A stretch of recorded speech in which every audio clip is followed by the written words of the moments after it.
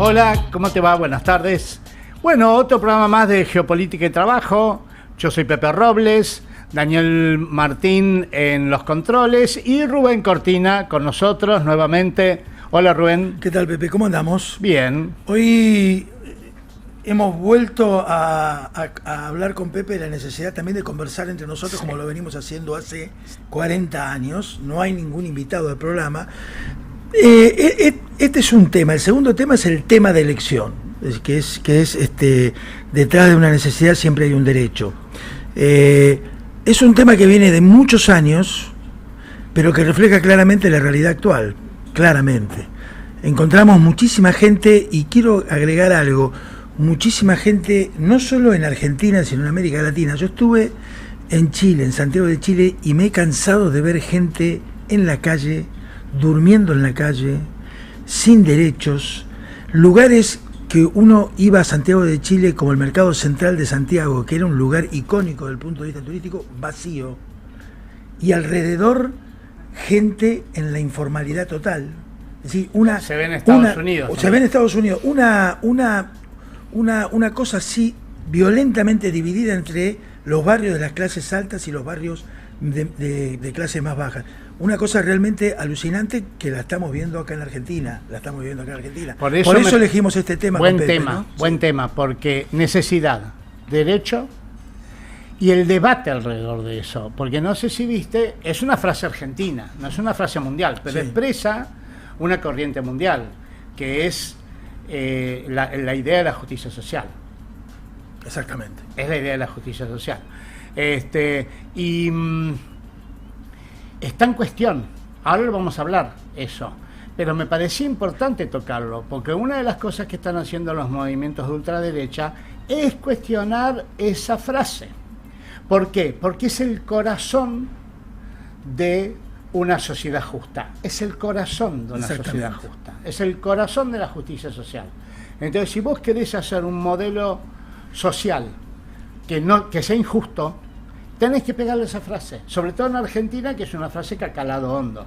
Así que me parece importante analizar y además deschavar, porque el nivel de ignorancia y de fake news que hay cuando analizan esta frase, el nivel de ignorancia, el nivel de manipulación de la información que hay cuando analizan esta frase, es tan alto que vos decís, wow, este ataque y tan consciente. Y no es solo de los economistas. No. Hemos visto declaraciones del expresidente de la Corte Suprema de la Nación. Claro, de Rosenkrantz, que es abogado, de Milei, de Caputo. Que no tiene ninguna necesidad, porque seguramente no tiene ninguna necesidad, hablando y diciendo que es una frase mentirosa. Así es, por lo tanto el objetivo es deshacer eso. Entonces me pareció importante responder a eso.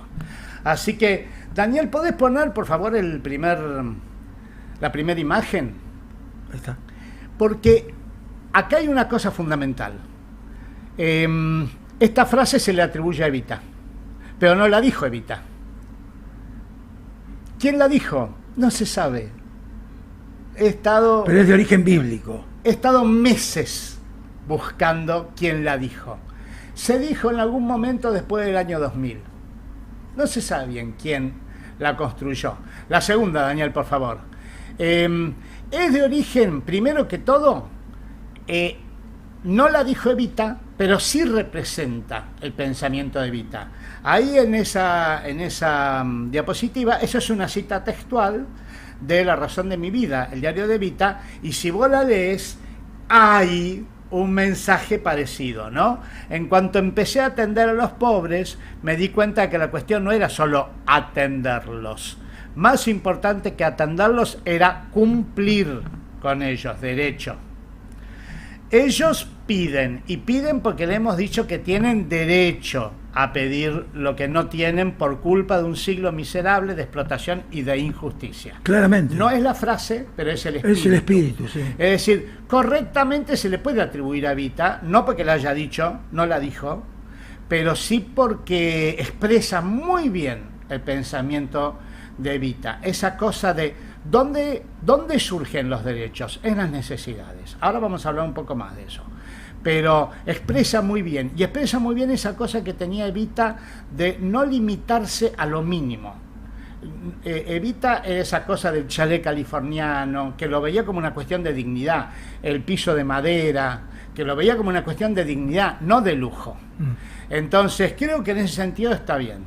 Y efectivamente, como dijiste vos, Daniel, si podés poner la número 2, no es una frase bíblica, porque tampoco está en la Biblia, pero es una frase de espíritu bíblico, de espíritu cristiano, profundamente cristiano. Exactamente. Yo acá traje una frase de Hechos de los Apóstoles, en el Nuevo Testamento, que dice: ninguno padecía necesidad, y ponían el dinero a disposición de los apóstoles para que se distribuyera a cada uno según sus necesidades. Claro, clarito. Hace 2000 años. Clarito como el agua. Clarito como el agua. Hace 2000 años. Es decir, de ningún modo es un pensamiento populista, ni irigoyenista, ni peronista. No. 2000 años tiene. Y lo dijeron los apóstoles. Así es. Así que una cosa interesante, la Biblia tiene mucho más. Y una linda frase de la Biblia que viene de Egipto, viene de textos prebíblicos, es esa frase que dice: dad de comer al hambriento, dad de beber al sediento, darle vestimenta al que está desnudo, darle una barca al que no tiene transporte. Claro. Bueno, la misma cosa. Sí. No es invento del comunismo ni nada por el estilo. Misma. Y esto viene de Egipto, del Egipto prebíblico. Entonces son valores morales, tanto se habla de Occidente, valores morales que han construido Occidente, y no solo Occidente, han construido los valores civilizatorios. Así es. Esto está en los orígenes mismos de la civilización. ¿Qué es la ciudad? De ahí viene civilización. Ayuda mutua, colaboración, cooperación. Entonces vos no podés tener una civilización si todo el mundo se desentiende de todo el mundo y están los pobres por ahí y los indigentes tirados por la calle y que sea lo que Dios quiera. Sí, tiene bastante que ver con el pensamiento africano o sudafricano del Ubuntu, ¿no? ¿De qué? De la filosofía Ubuntu, es decir, yo soy porque vos sos. Es decir, yo vivo porque vos estás. Es decir, esa cuestión de que la sociedad no es mecánica, sino que es orgánica. La sociedad es orgánica. Lo importante es lo colectivo, lo importante... Ahora, no puede ser que en esos vínculos haya gente con necesidades elementales insatisfechas y otros que creen que tienen derechos pero que no tienen la necesidad. ¿Por qué los jueces de la Corte no pagan ganancias? Por ejemplo. Sí, y después entre otras cosas. Después lo vamos a hablar. ¿Y por qué el derroche? El derroche. Derrochar es otra cuando cosa. Hay gente... Exactamente. Otra frase linda de la Biblia, muy vinculada al sindicalismo, es compartir el pan comparte tu pan con el hambriento, dice la Biblia.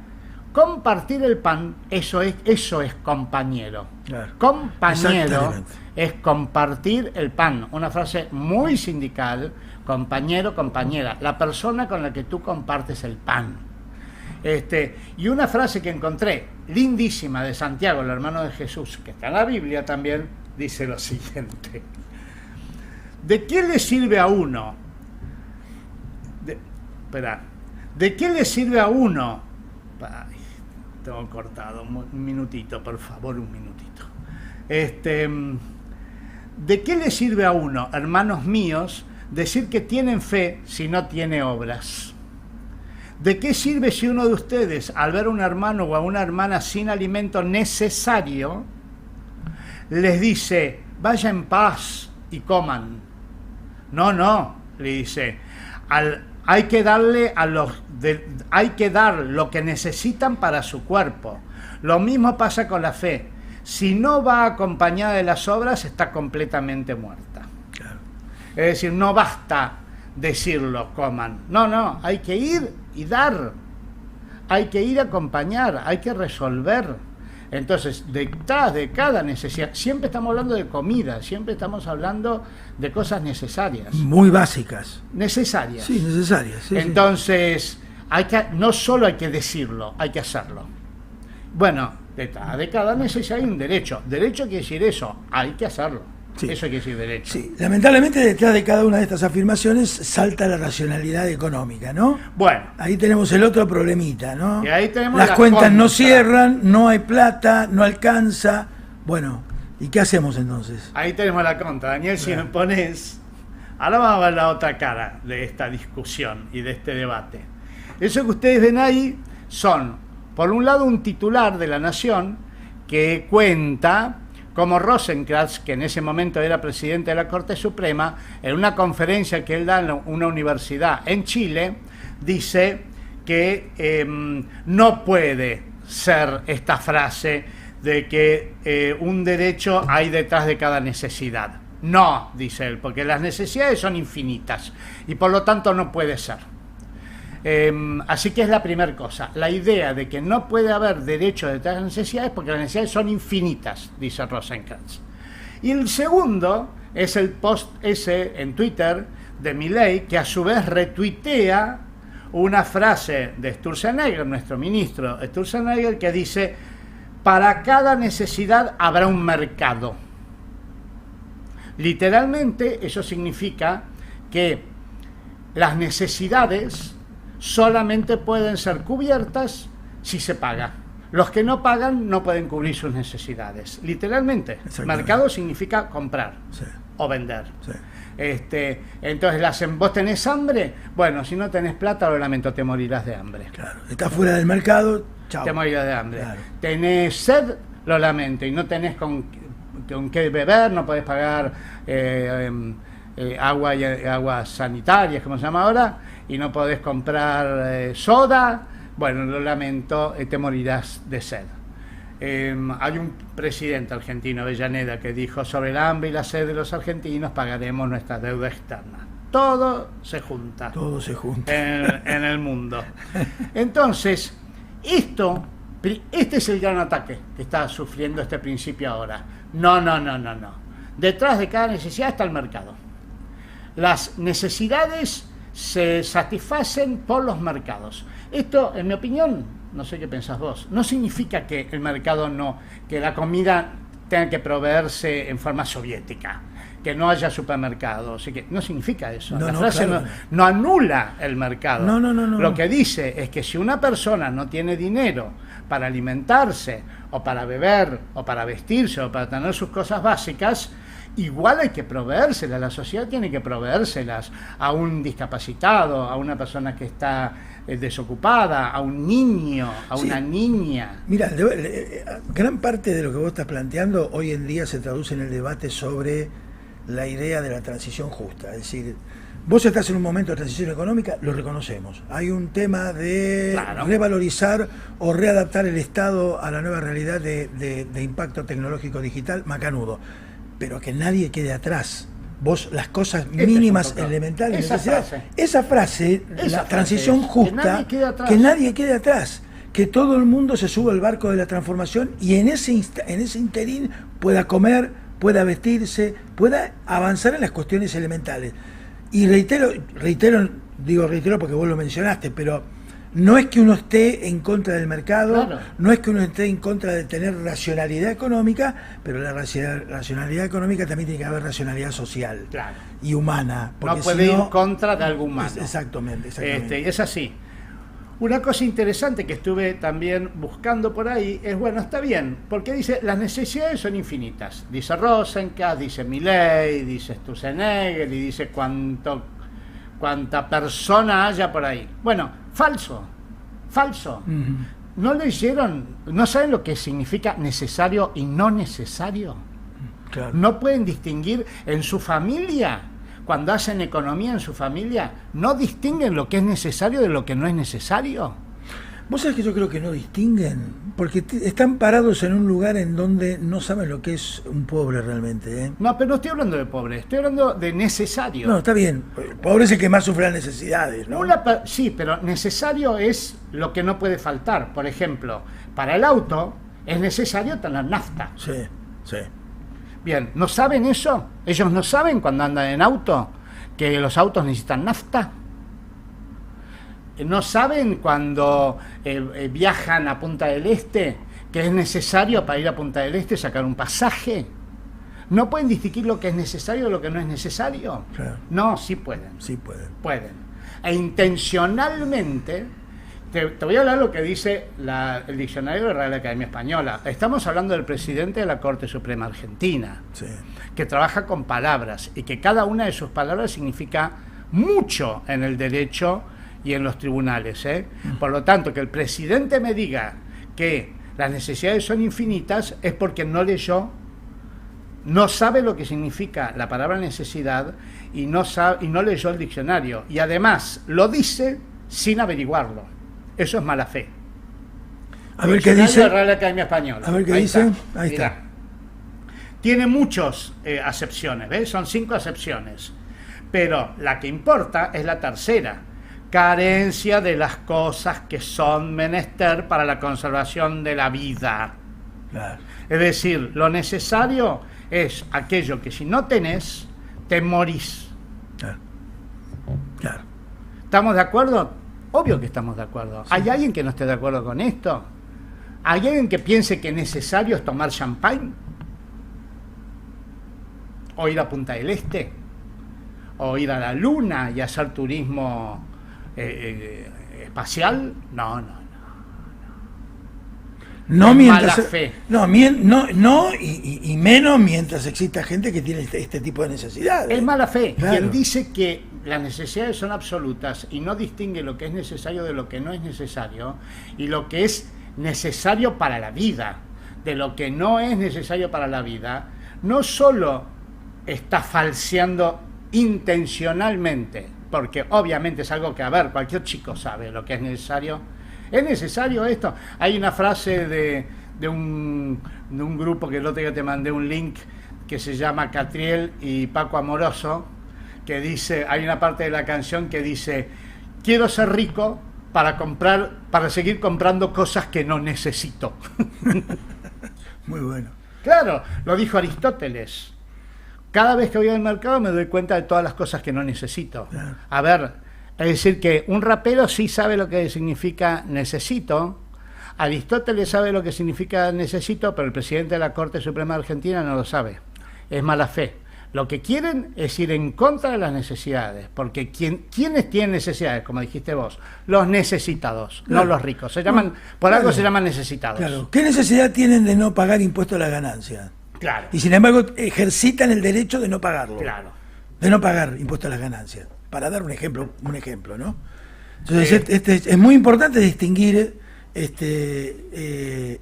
entre lo que es necesario y lo que no es necesario. Es evidente que el presidente de la Corte no lo ha leído. Muy necesario distinguir, Claro. porque si no distinguir lo que es necesario y lo que no es necesario, que vamos a suponer en una familia que el padre y la madre que manejan la familia no distinguen, están en crisis y no distinguen lo que es necesario y lo que es necesario.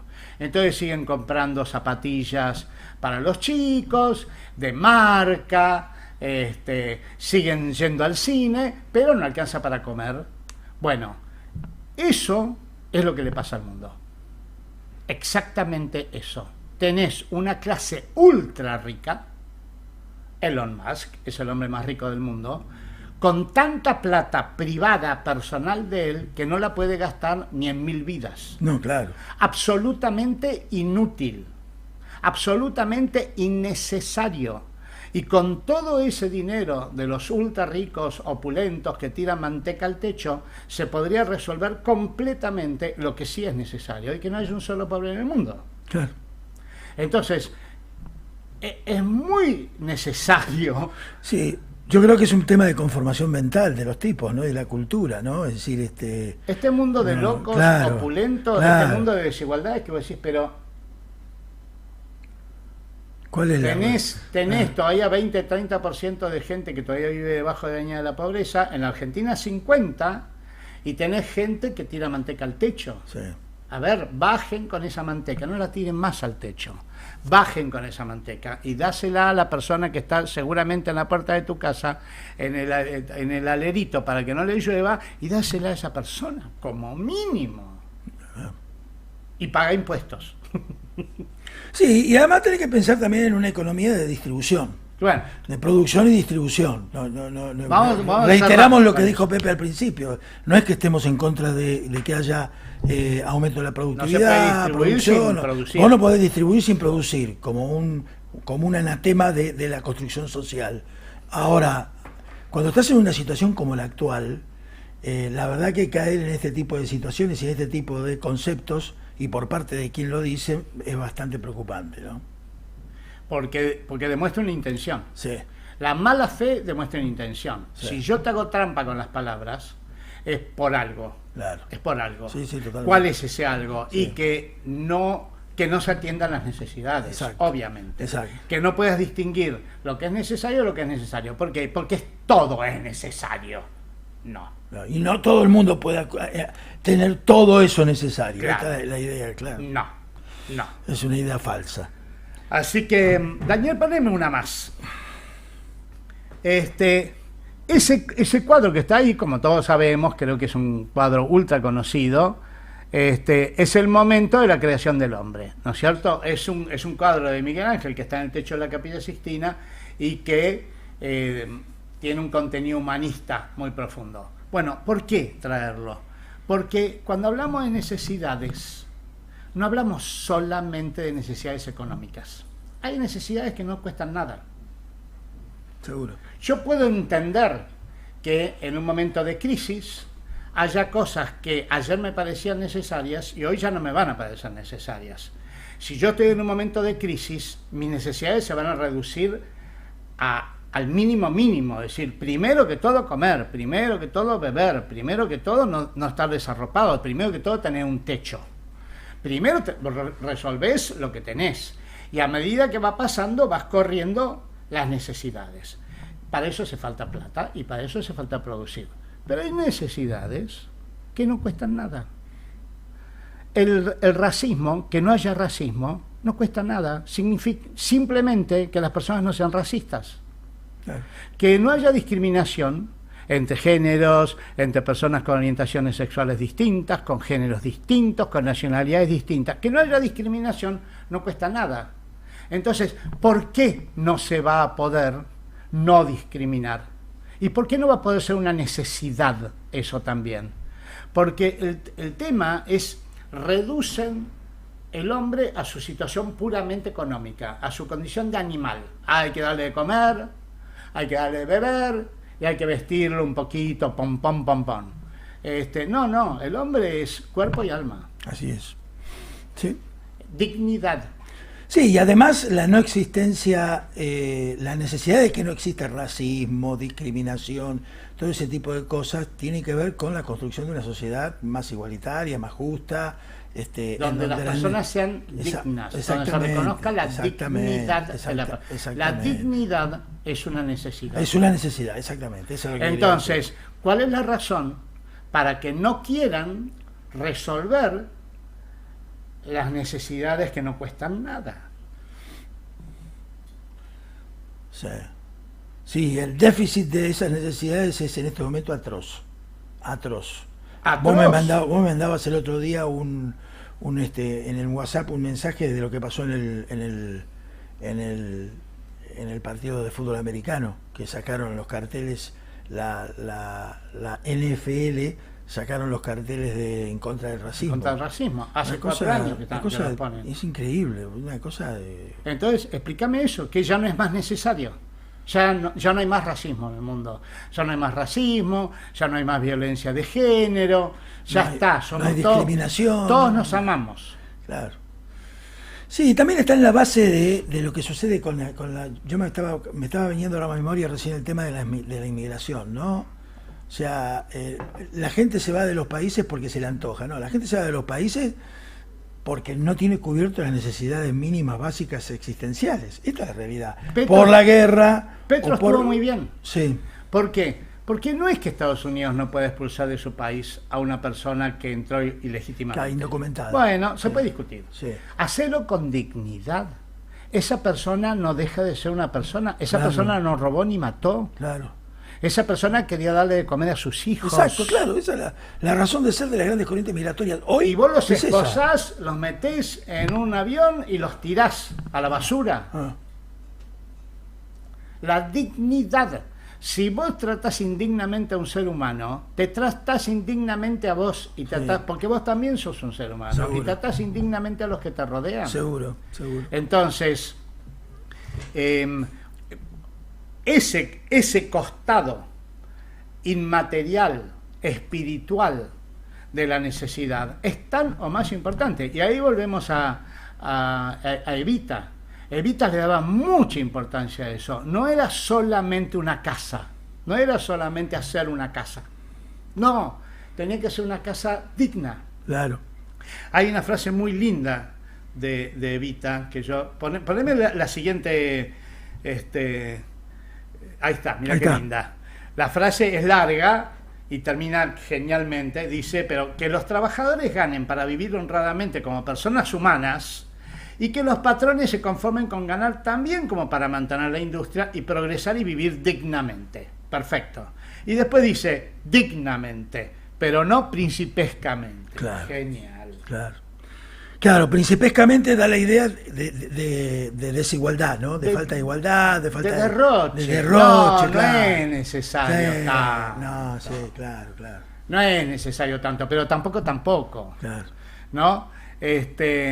Hay lo justo y necesario, también frase de la Biblia. Lo justo y necesario.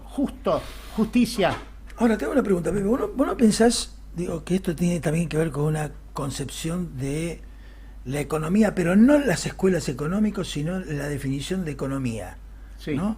En el sentido de que parece que la economía clásica, después devenida en lo que denominamos economía neoliberal, con el correr del tiempo, se desliga totalmente de la cuestión social. Es decir, la gran aspiración de los economistas, dice un economista que murió hace 3 años atrás, chileno-alemán, dice, la gran aspiración de los economistas era ser como Newton. Había que tener una ley de la gravedad. Claro. Nosotros teníamos que tener, ¿cuál puede ser, dice este economista? La ley de la utilidad. Claro, lo que dice este tipo, dice, bueno, macanudo, la ley de la gravedad se mide. ¿Y la utilidad quién la mide y cómo la medís? Sí, y ahí estás ignorando una cosa más. Sí. En la economía la hacen seres humanos. Sí, claro. No la hacen los animales, no la hacen las plantas, no la hacen los planetas. Exacto. La diferencia de la mecánica de Newton con la mecánica de una sociedad es que los planetas no son personas, claro, sienten y no deciden. Sí, claro. El planeta Marte, ayer me estaban diciendo que estos días se van a alinear los 7 planetas. Así que salgan a verlos, se ven a simple luz. En la noche van a ver al menos 5 planetas todos alineados. Cada 400 años sucede eso. Interesante. Bueno, eso no lo decidieron los planetas. No es que estos planetas esta noche van a estar alineados porque lo deciden. Claro. Los seres humanos decidimos cosas. Decidimos matar, decidimos hacer el bien, decidimos hacer el mal. Entonces, tratarnos a los seres humanos como bolas de billar o como planetas que no pensamos es deshumanizarnos. Claro, eso no es economía. Eso no claro, es economía. No, claro. La economía es humana, no puede haber economía no humana. Entonces, esto que en realidad tiene nombre y apellido, porque eso lo hizo, lo hace el neoliberalismo, lo hace Friedman, literalmente lo hace Friedman. Él hablaba de economía positiva. Sí. ¿Qué hace Friedman? Desconecta la economía de la moral. Claro. Si vos lees a Adam Smith, no era un economista, era un moralista. Él le enseñaba moral. Y como un aspecto de la moral estaba la economía. Así lo entendía Adam Smith. Bueno, este economista que te digo, Manfred Max Neff, dice que los 2 economistas que uno podría decir que tenían una concepción de la economía humana importante fueron Adam Smith y Keynes. Digamos, los 2 economistas, dice él, claro, que descollaron porque le dieron contenido humano a la economía, ¿no? Porque el contenido humano acerca la economía más al arte que a la ciencia. Claro. ¿Qué es el arte? Claro. El arte no es solo pintar. Claro. El arte es un jugador de fútbol. Hace Arte. El arte de jugar al fútbol, claro. El arte de hacer música, el arte. Claro. ¿Por qué?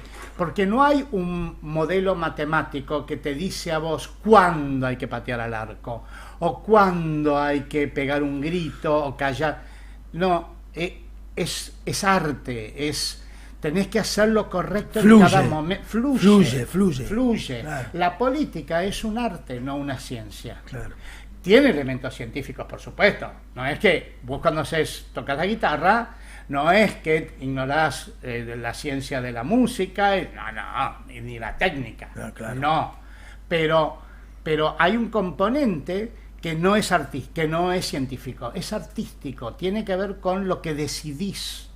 Entonces, el objetivo de que en tu sociedad no haya hambre, lo resolvés artísticamente, lo resolvés por el arte, porque sabés cómo hacer para que nadie tenga hambre.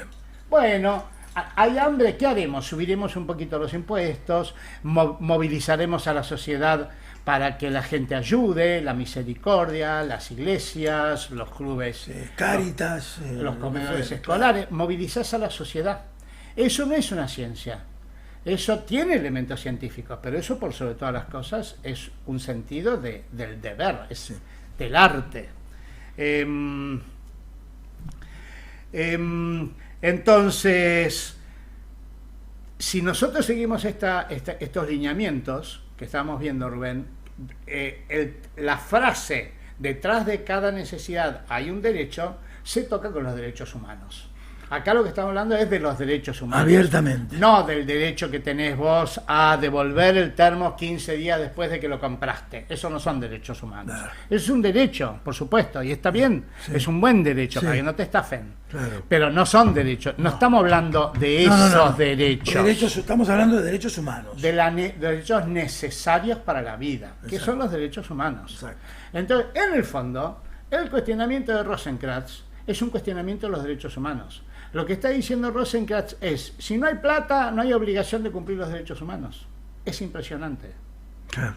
El presidente de la Corte Suprema, o quien fuera presidente de la Corte Suprema. Bueno, no es casual que estén cerrando, además de ministerios que no tienen nada que ver con derechos humanos, están cerrando todos los ministerios, secretarías y direcciones que tienen que ver con la defensa de los derechos humanos. Así es. Y la promoción de los derechos humanos. ¿Y una sociedad sin derechos humanos? Sí, una sociedad sin derechos humanos que además ha pasado por una terrible violación de los derechos humanos. Porque no se trata de una sociedad del norte desarrollado. Muy peligroso. ¿No? Muy peligroso. Por eso este tema es tan importante desmenuzarlo, porque ojo, que detrás de toda este desconocimiento, además este facilismo, las necesidades son infinitas. ¿Qué querés decir con eso? No, sí, un invento. Infinito no hay nada, primero que todo. Claro.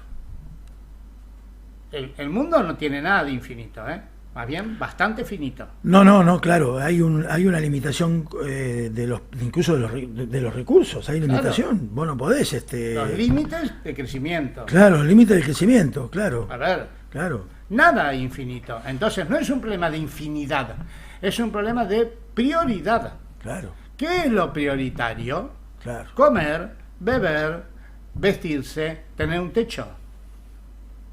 Claro. Y dignidad. Porque ¿por qué no hay esclavitud hoy? Por la lucha por la dignidad. ¿Por qué se lucha contra el racismo? ¿Por qué se lucha contra la no discriminación de las personas con orientaciones LGBT o las mujeres? Por dignidad. Por dignidad. No es un problema económico.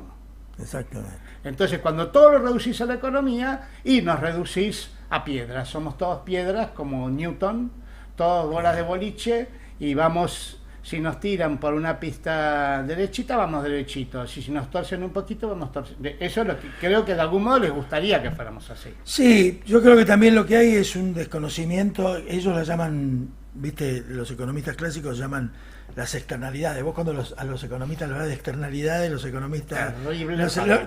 Terrible, porque los economistas dicen, no, pero eso no tiene que ver conmigo. Yo soy economista. Pero murieron 30.000 personas. Claro, Por una no sé. externalidad. Che, mirá, se están derritiendo los casquetes polares, Claro. tenemos efecto invernadero. No, ese no es un problema nuestro. Hay una huelga. No, tampoco es un problema mío. Es una externalidad. Que es una externalidad. Claro. Que es una palabrita tramposa. Es una trampa. Ultra tramposa, porque Este, fue consecuencia claro. de una medida económica. De una medida económica no siempre, previa. por supuesto. No Claro. siempre. Por ahí es una medida que se mantuvo en el tiempo. de O una acción- falta de medidas. O una acción de la empresa. Para una empresa, la basura es una externalidad. Claro, ¿Por qué? Y porque la tira. claro. Ya está fuera de la empresa. Claro. Entonces no es problema mío. Ahora, el mundo está No le lleno de interesa si hay un plástico. buen tratamiento de la basura, interesa. si la basura es reciclable, ese tipo de cosas. Entonces, Externalidad. y esto es una cosa que ha creado también la economía clásica. Ahora, otra cosa que me parece terrible, que todo esto que estamos hablando acá, que parece lógica de perogrullo, digo, en las universidades, la verdad que en los programas, por ejemplo, de económica, yo fui docente en económica, ¿no? Vos fuiste en Derecho, pero no en No, económica. también fuimos en económica. juntos en la misma. En la misma económica, sí, en la misma cátedra estuvimos. Sí, en la misma cátedra. En económica no enseñan todas estas cosas, ¿vos sabés? En las facultades hay una falta. Los programas son programas hechos sobre la base de la currícula del neoclásico. No solo en económica. Neoclásica. Bueno, El problema de la universidad, te diría En mundial, general, sí, en porque general. con esta cosa ultra, que ahora Sí. todo te califican y todo, es que las universidades son profesionalistas, exactamente. que forman profesionales. Claro, no forman hombres y mujeres. Claro. Hombres y mujeres. Entonces, no te forman moralmente, no importa la moral. Te forman para competir individualmente. O sea, vos salís, en la universidad salís pensando en cómo vas a ganar plata. Así es. decir, no hay no hay problema en ganar plata. Yo siempre digo, bueno, si podés ganar plata y ganarla directamente, obviamente. está bueno, lo buenísimo. Que no puede estar, pero lo que no puede es ir tanto más allá que no te importe las demás personas que viven con vos en la misma sociedad o que causen indirectamente un daño sin que vos te des cuenta, que es todo lo que pasa con la ultra riqueza. La ultra riqueza, ojo, que ese dinero se podría usar para que nadie sea pobre. sí, y además es dañino. Y no te incluso, importa. Incluso te digo más, yo creo que incluso es Hay un dañino. movimiento de multimillonarios. Claro que sí, yo creo que, y sí, claro. Además, esto que vos decís, que estás diciendo lo último, no le hace bien al funcionamiento de las empresas ni al funcionamiento del propio capitalismo. Es decir, hay un problema ahí, un nudo gordiano que no lo vas a terminar desatando fácilmente.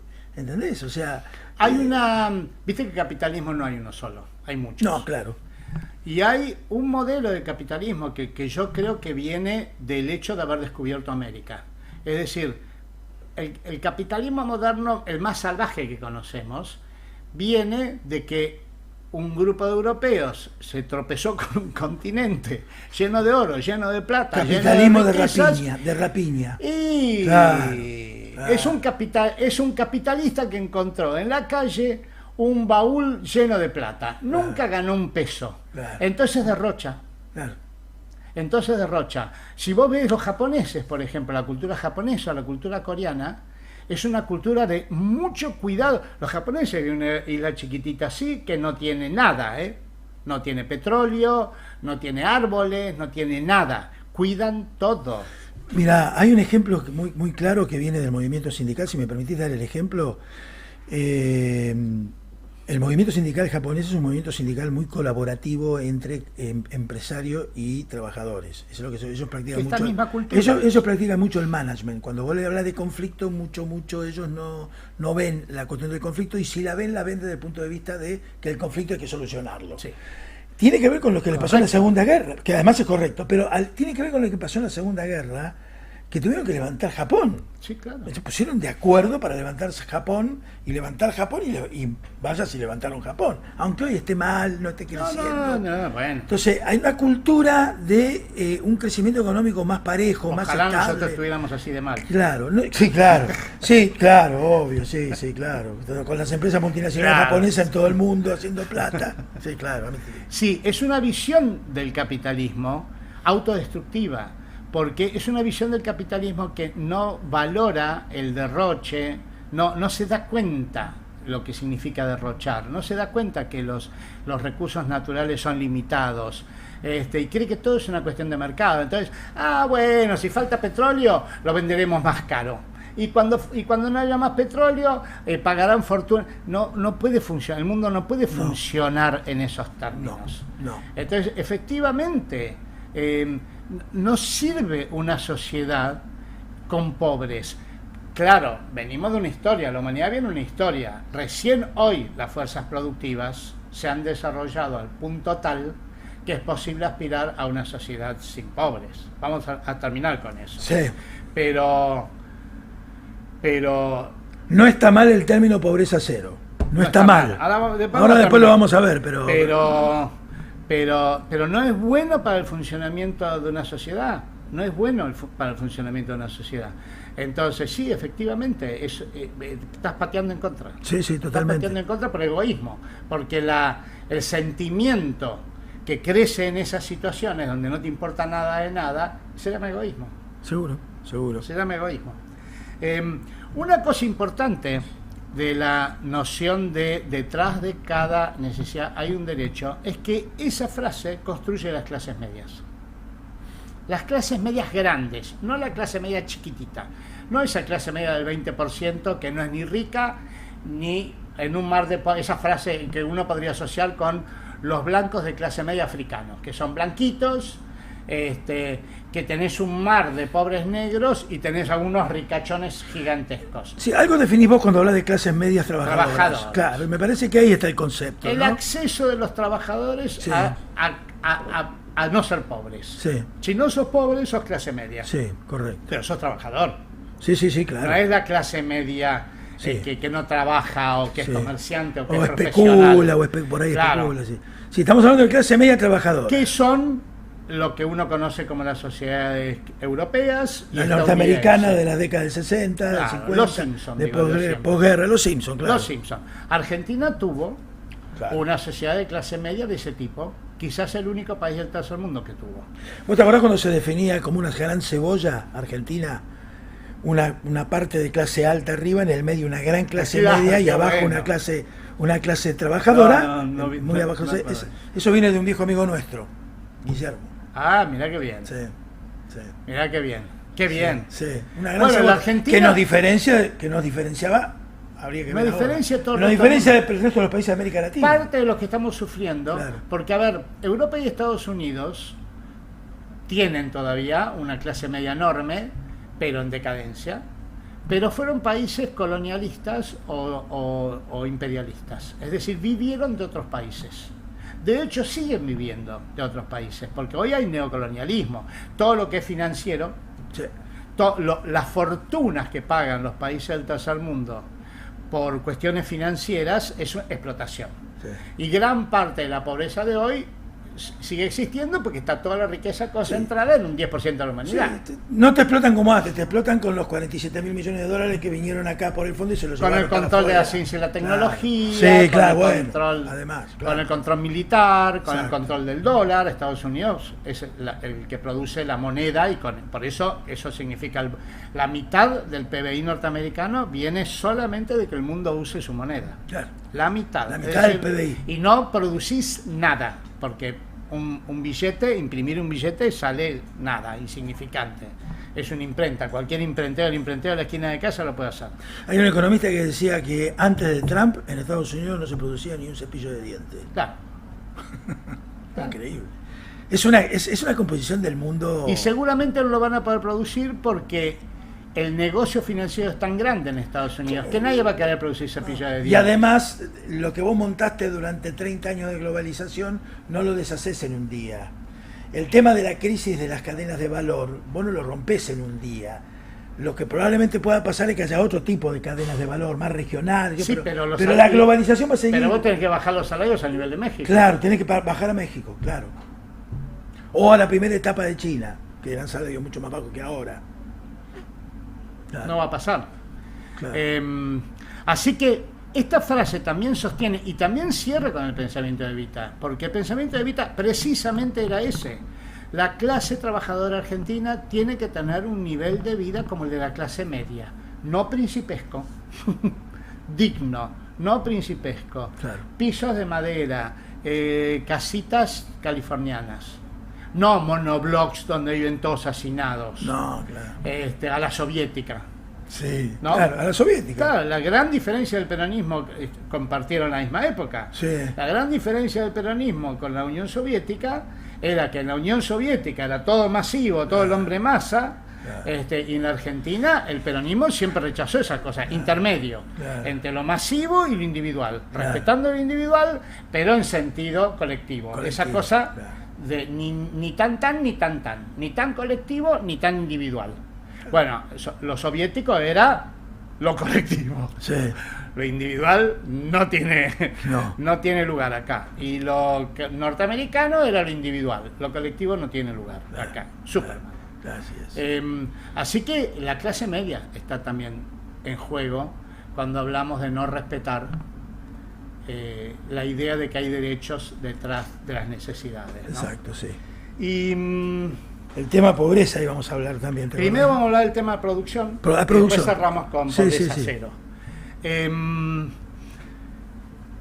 Lo que decías vos, es decir, por supuesto, cuando hablamos de estas cosas, no se trata de una regla aislada de todas las demás reglas. Entonces, nadie debe, todo el mundo tiene que tener comida, todo el mundo tiene que tener vivienda, todo el mundo tiene que tener todo, y no hay que trabajar. No, hay que trabajar y hay que producir. Se da por sobreentendido esto, y se da por sobreentendido y no sé si es tan sobreentendido. La producción es primero que todo. Sí, yo creo que los que piensan que detrás de cada necesidad no hay un derecho, no sé si lo tienen asumido esto que vos decís. Sí, porque son sociedades financiarizadas, y no le interesa mucho la producción tampoco. Claro. Cuando hablamos de producción, hablamos de producción de bienes y servicios. Sí. Economía real. La producción financiera no es producción. Economía real. Es una parte de la producción. Cuando se autonomiza, ya no produce nada. Claro. Papeles produce. Se separa de la economía real. Produce papeles. Es lo que Milei dice de que no vale nada el billete. No vale nada. Una acción no vale nada.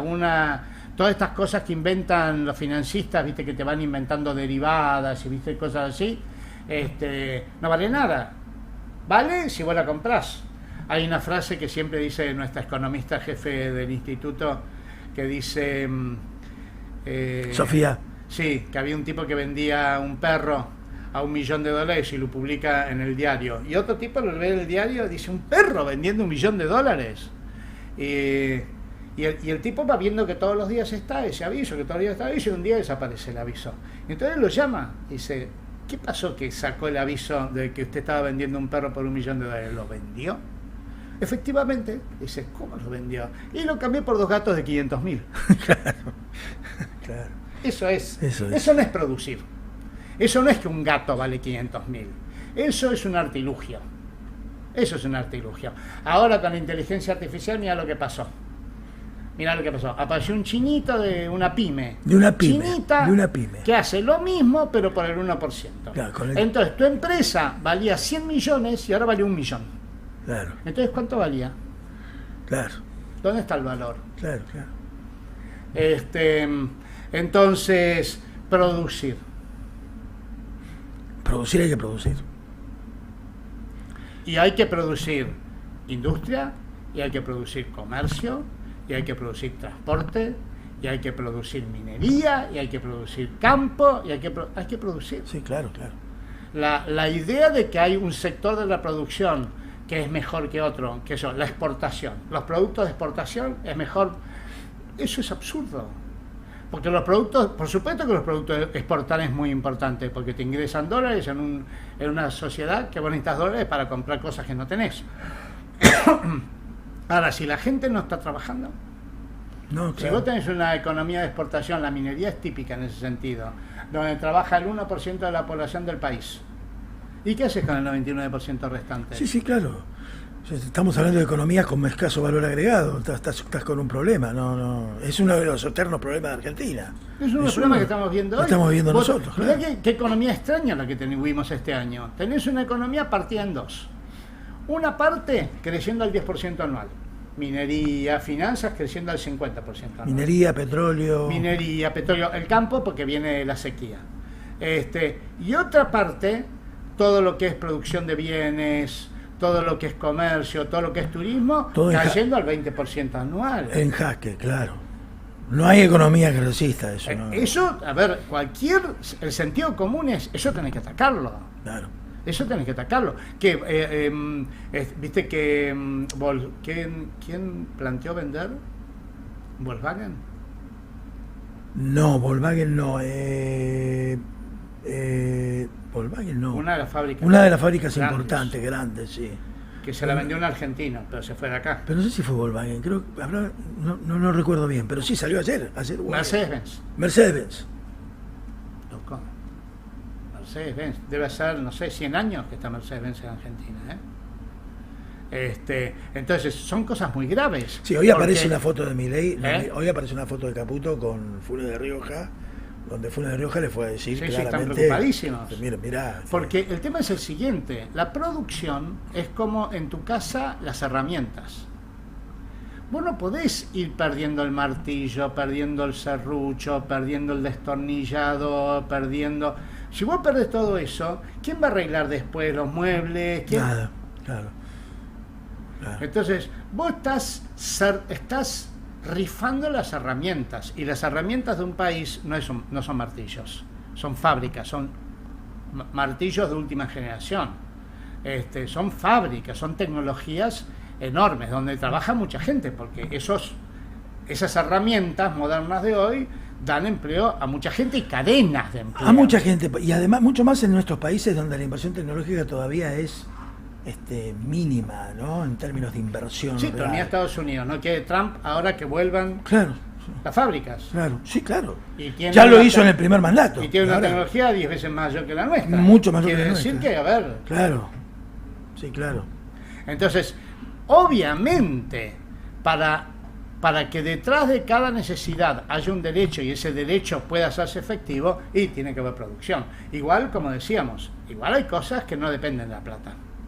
La dignidad no depende de la plata, la no discriminación no depende de la plata. Ahí no me digas que trataste a una persona de piel oscura, de negro de mierda, porque no producimos plata. No tiene nada que ver. No tiene nada que ver. Es decir, en eso no hay demora. En lo otro, sí, tenés que ajustar a prioridades. Primero que nadie tenga hambre. Así es. Primero. Por algo lo plantea Naciones Unidas, ¿no?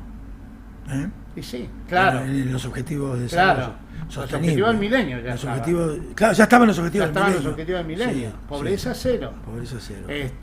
Y sí, y queríamos cerrar con eso precisamente. Detrás que haya un derecho, detrás de que haya necesidad, el primer logro es la pobreza cero. Pobreza cero es un gran eslogan.